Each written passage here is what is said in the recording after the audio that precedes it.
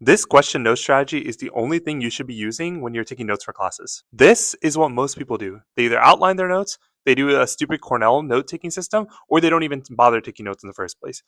All of these methods are wrong because they just take too much time and honestly are not very useful for actually thinking how a professor would want you to think on an exam. So let's cross them out.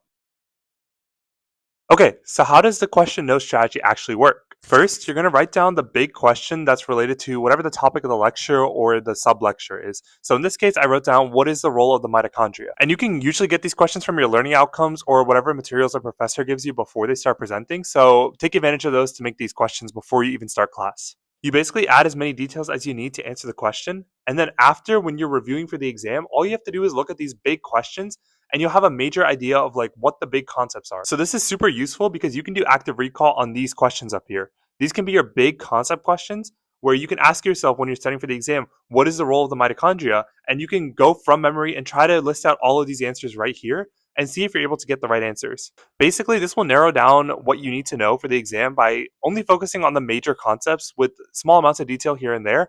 And you'll also be able to use it when you're actually studying, and it'll be super seamless. So instead of using this outline, Cornell, or not even taking notes in the first place, try this question note method, and you'll be able to see better results in your exam scores.